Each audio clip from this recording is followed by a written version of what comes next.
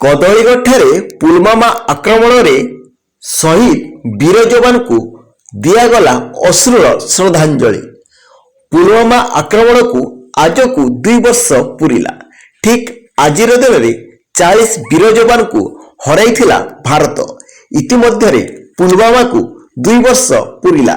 ହେଲେ ଆକ୍ରମଣରେ ଦେଶ ପାଇଁ ଜୀବନ ଦେଇଥିବା ଶହୀଦଙ୍କୁ ଆଜି ବି ଝୁରୁଛି ମା ମାଟି। ଗୁମୁରି ଗୁମୁରି କାନ୍ଦୁଛି ପ୍ରିୟ ପରିଜନ।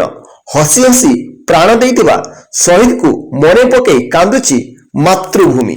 ଶହୀଦ ବୀର ଯବାନଙ୍କୁ ଆଜି ସମ୍ବଲପୁର ଜିଲ୍ଲା ରେଢ଼ାଖୋଲ ବ୍ଲକ କଦଳୀଗଡ଼ ପଞ୍ଚାୟତ ଅଫିସ ପରିସରରେ ଶରତ କୁମାର ପ୍ରଧାନ, ଦୁଃଖୀଶ୍ୟାମ ବେହେରା, ଶଙ୍କର୍ଷଣ ମହାକୁଡ଼, ଜଗବନ୍ଧୁ ପ୍ରଧାନ, ଅନିଲ ବେହେରା, ଦିଲ୍ଲୀପ ପ୍ରଧାନ, କ୍ଷୀରୋଦ ମହାକୁଡ଼ ପ୍ରମୁଖ ମିଶି ଶହୀଦ ବୀର ଯବାନଙ୍କୁ ଅଶ୍ରୁଳ ଶ୍ରଦ୍ଧାଞ୍ଜଳି ଜ୍ଞାପନ କରିଥିଲେ।